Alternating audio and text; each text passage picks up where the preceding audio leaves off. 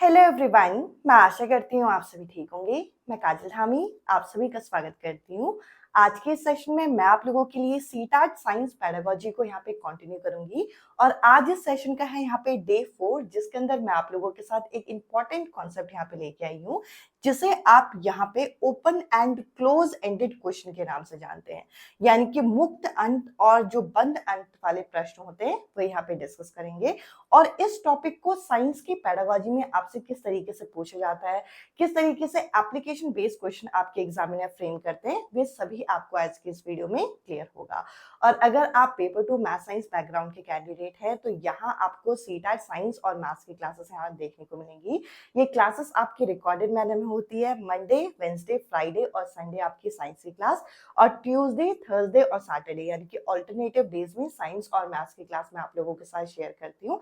Plus बीच में आपको science pedagogy और मैथ्स पेडागोजी की मिक्स क्लास यहाँ देखने को मिलेंगी। और ये सभी क्लासेस आप लोगों की प्लेलिस्ट में अरेंज कर दी गई है, जो कि आपको कमेंट सेक्शन में पिन फॉर्म में मिल जाएगा। और जैसे कि मैंने कहा, ये सभी क्लास आपकी रिकॉर्डेड मैनर में होती है, तो इन सभी क्लासेस का लिंक मैं आप लोगों के साथ टेलीग्राम ग्रुप पे शेयर करती हूँ, तो आप टेलीग्राम ग्रुप को जरूर ज्वाइन करिएगा। कमेंट सेक्शन में पिन फॉर्म में ये सभी चीजें आपको अवेलेबल होंगी। इसके अलावा अगर आप बिगनर हैं या फिर 2 से 3 अटेम्प्ट से सीटैट एग्जाम दे रहे हैं, बट आप लोगों का स्कोर जो है 1 या 2 नंबर से रह जाता है और आपको एग्जैक्टली पता भी नहीं चल रहा, क्योंकि आप एनसीईआरटी पढ़ रहे हैं, प्रीवियस ईयर लगा रहे हैं, बट यहाँ पे आपका स्कोर इंक्रीज नहीं हो रहा, तो आप चाहें तो मेरे यहाँ पे पेड हैंड रिटन नोट्स यहाँ ले सकते हैं, जिसके अंदर मैंने सारा कंटेंट यहाँ पे पेपर 2 मैथ साइंस का कंपाइल किया है विद प्रीवियस ईयर क्वेश्चन। जिस तरीके से आपके एग्जामिनर टॉपिक को फ्रेम करते हैं, टॉपिक को पूछते हैं, आपको सभी चीजें वहाँ पे डिटेल फॉर्म में मिलेंगी, जो कि आपको इस नंबर पे मैसेज करना होगा। ये आपके पेड फॉर्म में अवेलेबल है, आप चाहें तो इसको ले सकते हैं। अब चलिए आज के इस इंपॉर्टेंट सेशन को यहाँ पे शुरू करती हूँ। इंपॉर्टेंट इसलिए क्योंकि यहाँ पर ये जो टॉपिक है आपका एक तरीके से बहुत इंपॉर्टेंट है, और साथ ही साथ इस टॉपिक से आपके जनरल क्वेश्चन आते हैं। अब आप कहेंगे जनरल क्वेश्चन का मतलब क्या है? ऐसे क्वेश्चन जो कि आप लोगों के एग्जाम्पल बेस होते हैं, यानी कि इसमें आपको अलग अलग उदाहरण दे दिए जाते हैं और ये पूछा जाता है कि इनमें से कौन सा आपका ओपन एंडेड है, कौन सा आपका क्लोज एंडेड, तो इनको यहाँ पे आपको समझना जरूरी है। तो अगर मैं यहाँ पर आप लोगों के सामने ये जो टर्म लिखे हैं, यानी कि ओपन एंडेड और क्लोज एंडेड, इन टर्म्स को यहाँ पे आप लोगों के सामने डिस्कस करूं, तो ये जो ओपन एंडेड क्वेश्चन है, इसमें आपको एक शब्द दिख रहा है ओपन। ओपन मतलब कोई चीज खुला हुआ। तो अगर आपने बच्चे के सामने कोई प्रश्न यहाँ पे पूछा, कोई क्वेश्चन अगर आपने यहाँ पे फ्रेम किया, और उस क्वेश्चन के यहाँ पर जो आंसर आ रहे हैं वो कैसे आ रहे हैं? वे आंसर आपके मल्टीपल आंसर आ रहे हैं। जैसे कि फॉर एग्जांपल अगर मैं यहाँ पे एक क्वेश्चन पूछूं कि व्हाट हैपन, अगर जो मेनली ऐसे क्वेश्चन जो कि व्हाट हैपन से स्टार्ट हो, व्हाट हैपन अगर ऐसा हो, व्हाट हैपन ऑक्सीजन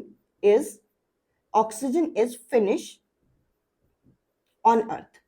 अगर मैं ये सवाल पूछूं कि क्या होगा अगर धरती से, पृथ्वी से ऑक्सीजन समाप्त हो जाए, तो बच्चों के यहाँ पे मल्टीपल आंसर आएंगे कि ऑक्सीजन हमारे सर्वाइवल के लिए जरूरी है, हम लोग यहाँ पे सर्वाइव नहीं कर पाएंगे। तो ऐसे क्वेश्चन जिसके आपके कोई फिक्स आंसर नहीं होते, इसके आंसर जो होते हैं यहाँ पर आपको देखने को मिलेगा कि इन क्वेश्चंस के जो आपके आंसर यहाँ पे बच्चे देंगे, वो आपके यहाँ पे क्या करते हैं? वेरी करते हैं। और कहीं ना कहीं फिर आप कहेंगे कि इस टाइप के क्वेश्चन के फायदा क्या है? इस टाइप का क्वेश्चन बच्चों के अंदर यहाँ पर जो है एक सोचने की शक्ति, यानी कि अब बच्चे के अंदर एक थिंकिंग कैपेसिटी यहाँ पे डेवलप करता है कि बच्चा यहाँ पे किसी चीज के बारे में चिंतन कर सके। इसके अलावा बच्चे के अंदर एक डाइवर्जेंट अप्रोच यहाँ पे आता है, यानी कि एक चीज को अलग अलग तरीके से देखना, एक चीज को अलग अलग तरीके से सोचना। जैसे कि अगर हमें बोल दिया जाए कि हमारी पर्टिकुलर बॉडी का कोई पार्ट जो है अगर काम नहीं करेगा, तो ऐसे में क्या होगा? या फिर आपको ये पता है कि जो प्लांट और एनिमल है वो एक दूसरे पे इंटरकनेक्ट है, और यहाँ पर एक दूसरे के साथ ऑक्सीजन और कार्बन डाइऑक्साइड शेयर करते हैं। अगर ऐसा शेयर करना ये बंद कर दें तो क्या होगा? इस तरीके के क्वेश्चन जो बच्चों के अंदर थिंकिंग कैपेसिटी डेवलप करे, डाइवर्जेंट थिंकिंग लेके आए, और कहीं ना कहीं जिसके आंसर जो है वो वेरी करते हैं, वे आपके किसके अंदर आते हैं? वे आपके ओपन एंडेड क्वेश्चन के अंदर आते हैं। अब दूसरा यहाँ पे टाइप होता है क्लोज एंडेड क्वेश्चन। अगर मान के चलिए कि कोई प्रश्न यहाँ पे पूछा गया, कोई क्वेश्चन यहाँ पे पूछा गया, और उसका एक फिक्स आंसर आप लोगों को पता है कि ये बच्चा यहाँ पे देगा, यानी कि चाहे ए बच्चा यहाँ पे दे, बी बच्चा यहाँ पे दे, कोई भी बच्चा XYZ आपकी क्लास में आंसर देता है तो वो बच्चा यहाँ पर यही फिक्स आंसर देगा।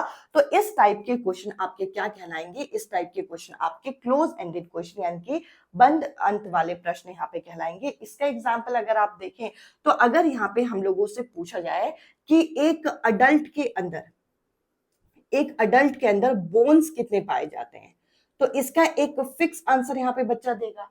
इसके अलावा अगर हम लोग डायरेक्ट जैसे ऐसे कोई पर्टिकुलर क्वेश्चन होते हैं जिसके अंदर हम लोगों का कोई डायरेक्ट आपका आंसर होता है, जैसे कि अगर हम यहाँ पे पूछें कि प्लांट जो है फोटोसिंथेसिस में कौन सी गैस यहाँ यूज करती है, तो अगर इस तरीके से यहाँ पे क्वेश्चन पूछा जाए कि कौन से गैस यहाँ पे यूज करती है, तो सबको पता है कि यहाँ पे CO2 गैस यूज करती है। तो इस टाइप के आंसर जो कि आपके जो फैक्चुअल नॉलेज को सामने लेके आते हैं, फैक्चुअल नॉलेज मतलब ये है तो ये है। अगर सोलर सिस्टम में पूछा जाए कितने प्लैनेट है और उन्हें अरेंज करके बताइए, तो इसका ऐसा तो नहीं हो सकता कि इसका अलग अलग आंसर है, इसका सब बच्चे सेम आंसर देंगे जिसको पता है। तो ऐसे क्वेश्चन जिसका आपका फिक्स आंसर यहाँ पे होता है वे आपके क्लोज एंडेड क्वेश्चन के अंदर आते हैं। और ओपन एंडेड क्वेश्चन यानी कि मुक्त अंत वाले प्रश्न क्या होते हैं, जिसमें क्रिएटिविटी, जिसमें बच्चे का एक तरीके से ब्रॉडनेस माइंड का पता चलता है। और अगर हम यहाँ पे देखें तो साइंस के अंदर अगर मैं आपसे पूछूं कि इनमें से कौन सी थिंकिंग ज्यादा डेवलप होनी चाहिए, तो कहीं ना कहीं क्लोज एंडेड जो है थिंकिंग ये भी बच्चे के अंदर होनी चाहिए। इस टाइप के क्वेश्चन भी आपको पूछने हैं क्योंकि कहीं ना कहीं कुछ फैक्ट बच्चे को पता होनी चाहिए। बट ज्यादा हमें फोकस किसमें करना है, ओपन एंडेड क्वेश्चन में करना है कि बच्चा जो है मल्टीपल आंसर की तरफ यहाँ पे अप्रोच कर सके, बच्चा एक मल्टीपल अप्रोच जो है यहाँ पे रख सके। आई होप ये कॉन्सेप्ट तो आपको क्लियर हो गया होगा। और देखिए ये जो टॉपिक आज के इस सेशन में मैं आपके साथ डिस्कस कर रही हूँ, इसका कोई ऐसा मेजर टॉपिक नहीं है कि आपको बहुत सारे टर्म्स, बहुत सारी डेफिनेशन रखनी है। आपको पता होना चाहिए कि ओपन एंडेड क्वेश्चन क्या होते हैं, क्लोज एंडेड क्वेश्चन क्या होते हैं, और एग्जैक्टली जो आपके यहाँ पे जो जनरल क्वेश्चन ऐसे आएंगे जिसके अंदर आपको एग्जाम्पल्स दिए जाएंगे, यानी कि एप्लीकेशन बेस्ड क्वेश्चन आप लोगों से जो पूछा जाएगा उसको आपको यहाँ पे डील करना है, जिसके लिए मैं अभी आप लोगों के सामने मल्टीपल क्वेश्चन यहाँ पे शेयर कर रही हूँ, जिससे आपको आज के इस टॉपिक का जो कोर आइडिया है और कोर कॉन्सेप्ट है वो यहाँ पे क्लियर होगा। तो चलिए अब मैं आप लोगों के साथ प्रीवियस ईयर क्वेश्चन यहाँ पे डिस्कस करूंगी। चाहे आप साइंस पेडागोजी को तैयार कर रहे हैं, चाहे आप मैथ्स पेडागोजी को तैयार कर रहे हैं, आप ये समझिए कि आप एक टीचर हो और टीचिंग के लिए कौन कौन से टॉपिक्स बेस्ट हैं उनको पिक करके रखा गया है। तो कहीं ना कहीं आप क्लास में अगर पढ़ा रहे हो तो ऑब्वियस सी बात है कि आप कभी क्वेश्चन पूछोगे भी और बच्चे भी आपसे क्वेश्चन पूछ सकते हैं। तो इस वजह से इस टॉपिक को यहाँ पे इंक्लूड किया गया है। अब मैं आप लोगों के साथ प्रीवियस क्वेश्चन डिस्कस करती हूँ जिससे आपको इस टॉपिक का जो कोर आइडिया है यहाँ पे क्लियर होगा।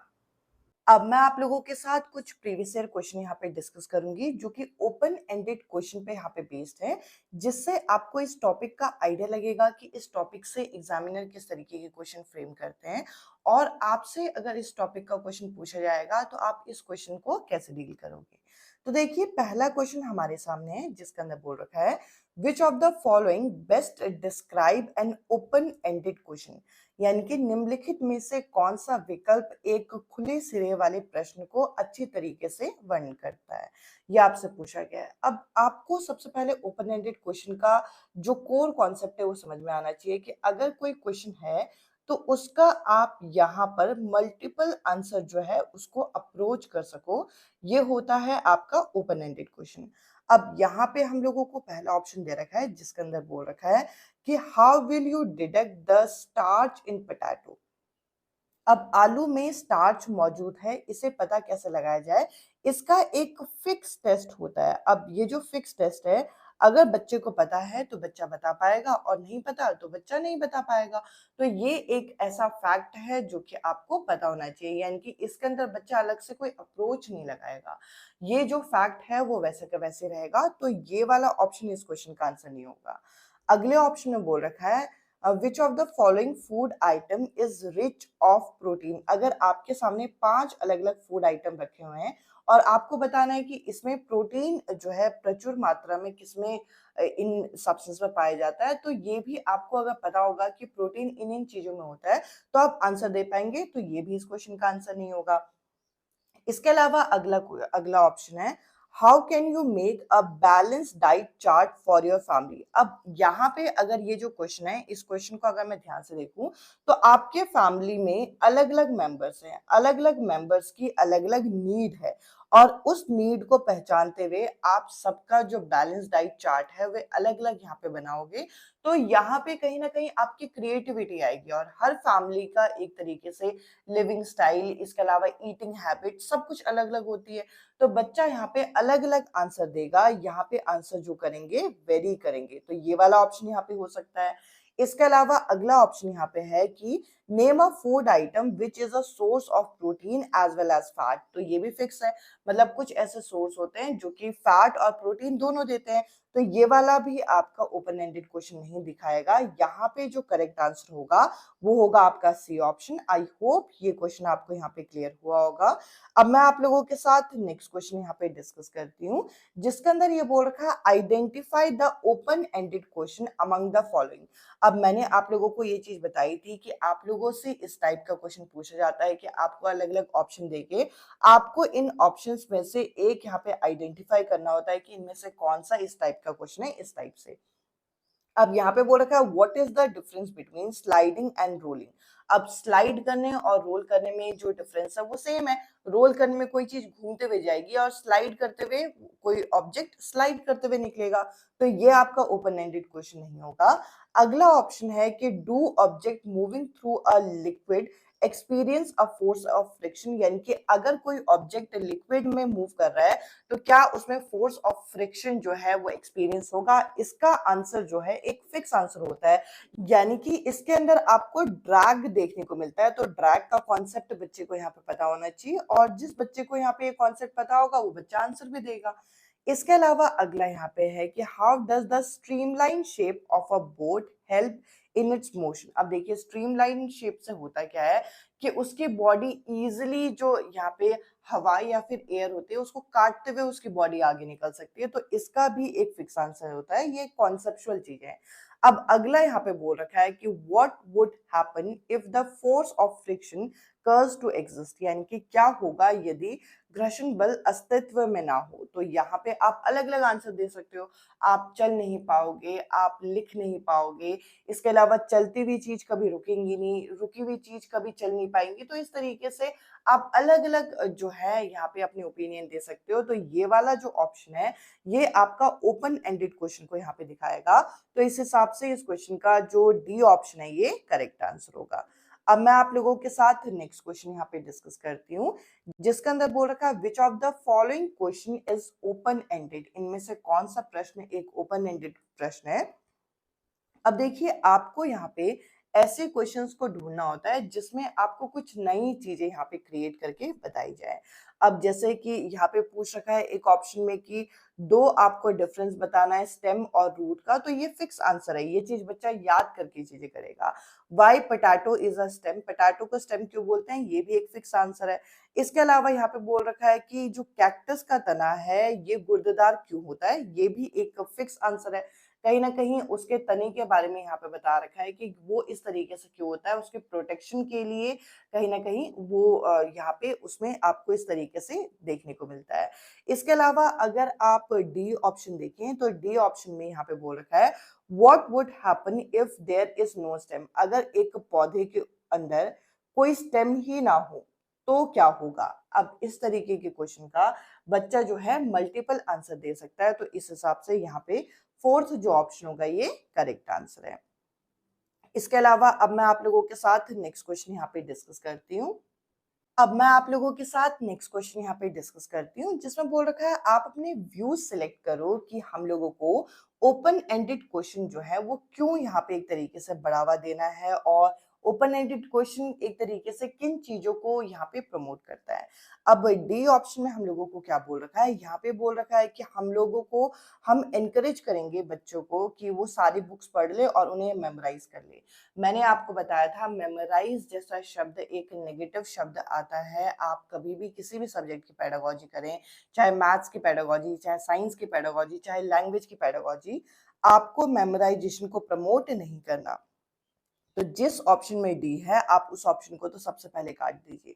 अब यहाँ पे बोल रखा है सी ऑप्शन में कि ये आपको कॉन्सेप्चुअल अंडरस्टैंडिंग में बच्चों की हेल्प नहीं करता। तो कॉन्सेप्चुअल अंडरस्टैंडिंग में हेल्प नहीं करता तो क्यों हम करा रहे हैं? कॉन्सेप्ट ये तो बिल्ड करा रहे हैं कि बच्चे को एक मल्टीपल अप्रोच उस चीज का यहाँ पे मिल सके। तो इस हिसाब से इस क्वेश्चन में सी ऑप्शन भी यहाँ पे इनकरेक्ट दे रखा है। इसके अलावा देखिए, अब आप इन ऑप्शंस को पढ़ते हैं तो आपको ये चीज क्लियर हो गई कि यहाँ पे 3 ऑप्शंस जो है हमारे वैसे ही कट गए। अब आपके पास क्या बचा? It reduce fair of assessment. कहीं ना कहीं आकलन का, मूल्यांकन का जो भय होता है वह विद्यार्थियों में कम हो जाता है और साथ ही साथ बच्चा जो है एक्सप्लोर कर सकता है नई नई चीजों के साथ। तो यहाँ पे ए और बी जो है वो करेक्ट होना चाहिए। तो इस हिसाब से इस क्वेश्चन का फर्स्ट जो ऑप्शन होगा ये करेक्ट आंसर है। इसके अलावा अब मैं आप लोगों के साथ नेक्स्ट क्वेश्चन यहाँ पे डिस्कस करती हूँ, जिसके अंदर हम लोगों को फिर से इस टाइप का क्वेश्चन पूछ रखा है कि जो ओपन एंडेड क्वेश्चन होते हैं असेसमेंट में, इनमें इनमें से कौन सा व्यू जो है वो आपका सही होगा। तो देखिए, ये मेमोराइज करने को बढ़ावा नहीं देता, यानी कि आप किताबों को रटने को बोलो बच्चे को, आप इस चीज को प्रमोट नहीं करोगे। तो इस हिसाब से इसमें ए जो है वो आपका नहीं होना चाहिए। जिस ऑप्शन में ए दे रखा है उसको आप काट दीजिए। ये उसी क्वेश्चन को चेंज करके यहाँ पे क्वेश्चन पूछा गया है। ये कॉन्सेप्चुअल अंडरस्टैंडिंग बढ़ाने में मदद नहीं करता, तो इट डजंट हेल्प, ये भी गलत है। ये मदद करता है, तो डी भी नहीं होना चाहिए। यहाँ पे आप देखेंगे कि ये बच्चों में असेसमेंट का फेयर कम करता है, अपॉर्चुनिटी देता है। सेम उसी क्वेश्चन के ऑप्शंस को आगे पीछे करके आपके सामने एक नया क्वेश्चन यहाँ पे फ्रेम कर दिया। अब आज के सेशन का लास्ट क्वेश्चन मैं यहाँ पे डिस्कस करती हूँ, जिसके अंदर क्या बोल रखा है, which of the following is a divergent question. अभी मैंने बताया था कि जो आपके ओपन एंडेड क्वेश्चन होते हैं वे आपके डाइवर्जेंट क्वेश्चन होते हैं, जिसके आप मल्टीपल अप्रोच यहाँ पे लगा सकते हो। अब यहाँ पे बोल रखा है पहले ऑप्शन में कि explain how CO2 is able to control fire. तो देखिए, CO2 जो है ऑक्सीजन के सप्लाई को कट कर देता है और ऑक्सीजन के सप्लाई को कट करने से जो है फायर कंट्रोल में आ जाती है। तो ये तो सिंपल सा है, तो ये वाला नहीं होगा। इस फ्रिक्शन ऑफ फ्रेंड और फॉ। अब यहाँ पे बोल रखा है कि फ्रिक्शन जो है, घर्षण जो होता है, फ्रेंड है या फॉ है। तो इसका भी आप अपने डे टू डे लाइफ से एग्जांपल नॉर्मल दे सकते हो। यहाँ पे नेक्स्ट बोल रखा है कि why object float in liquid must have special shape. यानी कि ऐसे जो ऑब्जेक्ट जो कि फ्लूइड में फ्लोट करते हैं उनकी एक स्पेशल शेप, यानी कि स्ट्रीमलाइन शेप की होनी चाहिए जो कि उन्हें हेल्प करती है। तो ये भी नहीं होगा। अब अगला है कि what will happen if we go on cutting tree. अगर आप लगातार पेड़ों को काटते जाओगे तो क्या होगा, इसके कॉन्सिक्वेंस बच्चा मल्टीपल बता सकता है। तो इस हिसाब से इस क्वेश्चन में जो डाइवर्जेंट क्वेश्चन आपका दिखाएगा वो दिखाएगा आपका फोर्थ ऑप्शन। आई होप ये सेशन आपको पसंद आया होगा। आज के सेशन में इतना ही। अब मैं आपसे मिलती हूँ अगले सेशन में अगले टॉपिक के साथ। Bye bye, take care.